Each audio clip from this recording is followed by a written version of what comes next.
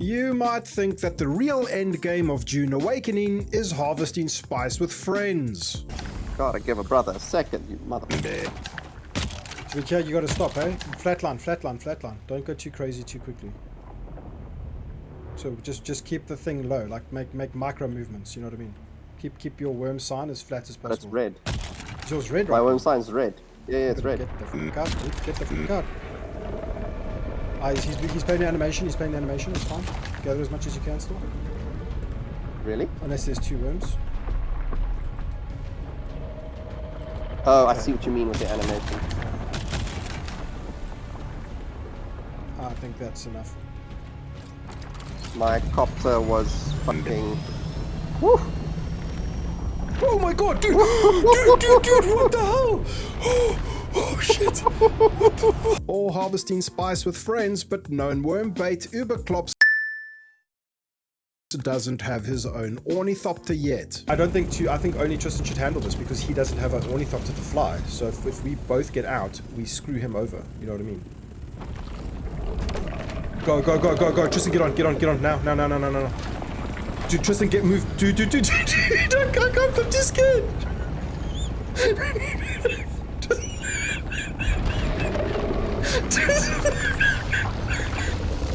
He's gonna eat me, bro. Dude,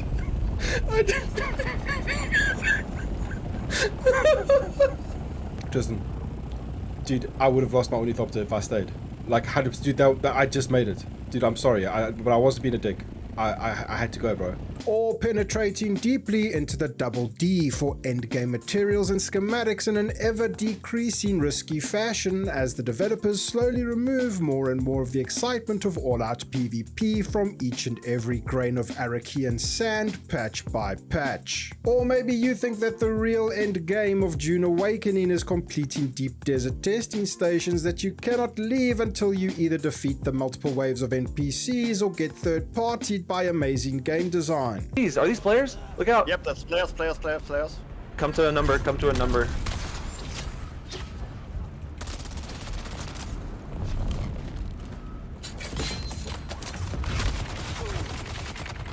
Watch out for NPCs too.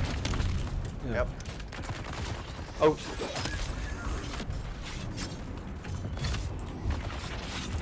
There.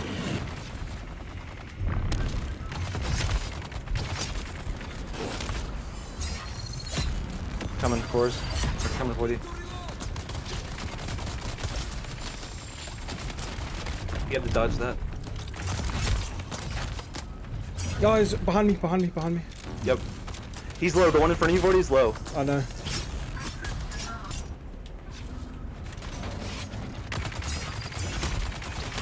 Nice. Is that you, Roberts?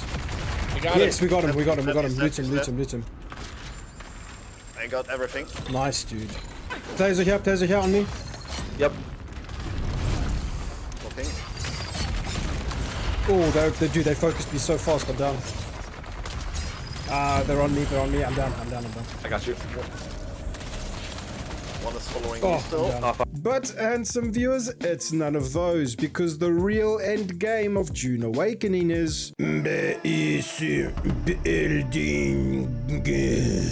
That's right, the real end game and the actual way to prove that you are a true master of Arrakis is by building a cooler base than anybody else. As you might have seen in my last video, we dabbled in some basic newbie base building and we created an embarrassingly small white penis tower. But that was then and this is now, because after 9,000 hours of Dune Awakening, what do we have to show for ourselves besides having become estranged from our family and loved ones? Before we tour my base, which is probably the best base in the entire Duniverse and no one else's base even comes close, I thought it would be fun to roast the shit out, review our friends' bases first. So let's begin.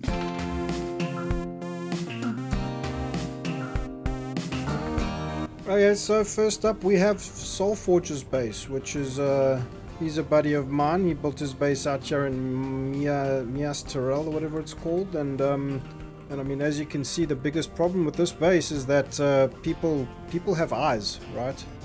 Obviously, he's been upstaged by everybody else in his neighborhood, just, you know, with their pure architectural genius. I mean, just look at this work of art. Honestly, I don't know how he manages to continue living his life when you know, people next door are just so much bigger and more impressive than he is, right? It's a bit embarrassing, but you know, I don't like to judge, right? And unfortunately, next up we have Quasaroni's base. He called it the Iron Cage. Can't imagine why. But basically, he's ignored absolutely everything that would be required for a human being to exist in a physical space. It's absolutely atrocious, right? I don't know what he was thinking. I believe that there was the biggest spice blow in history had just occurred, and he was absolutely up on the most insane amounts of spice ever. And then he just decided to, you know, whip out his construction tool and get to work, right? That's the only explanation. And here we have Lucky 4's base, which is I'm not gonna lie, this is an interesting design decision, man. It's kind of interesting. It's probably the most creative one we've seen so far. The only critique I could say is that, you know, there's a, you know, he didn't follow the Denis Villeneuve brand and style guidelines for, you know, developing property on Arrakis, which is you know, unfortunate. Aside from that, you know, I would give this base like a proper 7.6 out of 10. Looks pretty cool. Let's have a look around inside. And stairs, and then you drop down this triangle thing. Oh, this is nice. This is probably the main living, you know, industrial area slash garage area slash fabrication area slash spice refinery area, space, you know, space for your buggy area. Very cool, nice and big, spacious. I like it, man. It's not bad at all. There's some decorations. You just put some effort into it. It's, you know, if somebody came around to review his base, he's given a f***, right? So that's always good news. Oh wow, Lucky, you live in a bad neighborhood, bro. On our way out, we'll just check and see if he's got. Oh, no access. Did I say 7.6? I meant 5. You know, it's about a 5 or a 4 out of 10, to be honest. And over here we have Krobitz's base, which, I mean, if I'm going to be honest, I think this is overachieving, right? 100% overachieving. You know, in our ludicrous space game, he's a one-trick Corsair Pody, and in our ludicrous spice game, he is a architect apparently, which is just insane. This is I mean, this would not look out of place on like the cover of a science fiction design magazine or something. I don't know how functional it is because he hasn't given me access, which is, you know, -3 points. But it's a pretty stunning base, man. I assume this is Uber Klops's base. He never built a base. He got eaten by the worm. So I don't know. 0.6 out of 10. Don't know what else to say. I mean, it doesn't even have a throne, so, you know. I think this is... What is this? Yeah, this is Prodigy's base. This is my buddy Prodigy's base. This is some impressive stuff, man. I've played lots of games with Prodigy, and he's never built shit. And then we stopped playing Dune, and the dude's apparently a fucking Kwisatz architect, so... I don't know, man, that's like an 8 or a 9 out of 10. 1 point deducted because of this open space here, I guess. I mean, this is very, very trollable, right?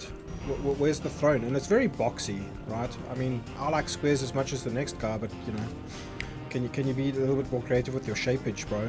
Very, very nice, effective use of verticality. This is on the same tier as Krobitz's base. Maybe Krobitz's is a little bit more aesthetically diverse. This is you know, this is nearly there. Structurally, it's there. Aesthetically, maybe it has some you know, there's some work to be done. And finally, we have Nerve's base. You know, I thought Nerve was good at games, but apparently he's not very good at Dune. That's all I'm going to say about that. And finally, we can tour my base, because as you know, all good bases have a name. So I decided to call this one Voidheim. But first, a word from today's sponsor. So clearly I really enjoy building bases in video games because I spent so much time building my base in this video game. But do you know what else you can build? This epic Rat 8 Plus mouse from Mad Catz, creators of highly innovative and customizable PC gaming peripherals, who are kind enough to send me a mouse that is so highly reconfigurable that you're practically building it yourself. It's like the Lego of PC mouses. Most of the products in their lineup are highly customizable, but for the Rat 8 Plus, the thumb, pinky and palm rests are 100% removable and reattachable, allowing you to literally build your mouse the way you want it. The Rat 8 Plus comes with 3 palm grips for a variety of different feels, but what I really like is that the grip is extendable. So if you have really tiny baby hands or giant scary monster hands, you can fine-tune it to suit what feels most ergonomically perfect for you and your right hand man. And like most gaming mouses, yes, the plural for PC mice can be mouses, fight me in the comments below, there's a fully fledged spring-loaded weight configuration section so you can tune in that perfect mouse weight for the perfect mouse feel, which is scientifically proven to increase your pop-off ability in your favorite video games. Overall, I really like it. The ability to increase the dimensions is really cool. The interchangeability to find something that you really like and fits your style is really nice. I don't know, Kevin, what do you think? Check out madcatz.com as well as madcatz.store to discover an incredibly interesting range of awesome products. For over 30 years, Mad Catz has been at the forefront of gaming innovation with a focus on creating the most comfortable, customizable, and durable gaming equipment. Thank you again, Mad Catz, for sponsoring this video, and let's get back to the other void.